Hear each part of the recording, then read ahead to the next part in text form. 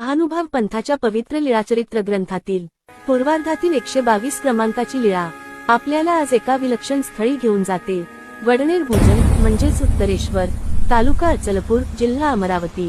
ही लीळा आहे वैर समाप्तीची आणि करुणेच्या विजयाची। एके दिवशी संध्याकाळच्या वेळी सर्वज्ञ श्री चक्रधर स्वामी उत्तरेश्वराच्या मंदिराजवळ आले। त्याच वेळी मंदिरातील पुजारी धूपारती करून बाहेर पडत होता। वाटेत त्याची स्वामींशी भेट झाली। स्वामी रात्रभर विश्रांतीसाठी कोठे थांबणार असतील असे त्याला वाटले, म्हणून त्याने नम्रपणे सुचवले, महाराज, उत्तरेश्वर मंदिरात विश्रांती घ्या असे सांगून पुजारी गावात परतला आणि स्वामी मंदिराच्या मंडपात शांतपणे निद्राधीन झाले। रात्री गावाची वेस बंद झाली, कुलूप लागले आणि सर्वत्र शांतता पसरली। पुजारी पण झोपी गेला, परंतु झोपेत असताना पुजाऱ्याला अचानक आठवले, देवाच्या मंदिरात 2 सर्प राहतात आणि त्यांच्यात वैर आहे हे सांगायचे आपण विसरलो। या विचाराने तो अस्वस्थ झाला।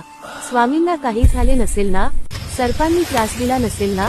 तो घाबरून उठला, पण गावाची वेस बंद होती, तो जाऊ शकला नाही। संपूर्ण रात्र त्याच्या डोळ्यांत झोप नव्हती, मनात फक्त एकच चिंता, स्वामी सुरक्षित असावेत। सकाळ होताच तो धावतच मंदिरात पोहोचला। तेथे त्याने पाहिले, मंडपात सर्वज्ञ श्री चक्रधर स्वामी शांतपणे बसलेले होते। पुजाऱ्याचे डोळे भरून आले, त्याने दंडवत प्रणाम केला आणि व्याकुळतेने विचारले, महाराज, इथे सर्प आहेत हे मी सांगायला विसरलो, तुम्हाला काही त्रास झाला नाही ना? स्वामी शांतपणे म्हणाले, रात्री दोन्ही साप मंडपाच्या छतावर फिरू लागले, त्या दोन्ही सर्पांचे भांडण सुरू झाले आणि अचानक माझ्या छातीवर पडले। हे ऐकून पुजारी हादरला। मग महाराज काय केलेत? स्वामी म्हणाले, मी उजव्या हातातील सर्प डाव्या बाजूला फेकला आणि डाव्या हातातील सर्प उजव्या बाजूला फेकला। विरुद्ध दिशांनी फेकल्यामुळे त्यांचे वैर तिथेच संपले आणि ते दोघे निघून गेले।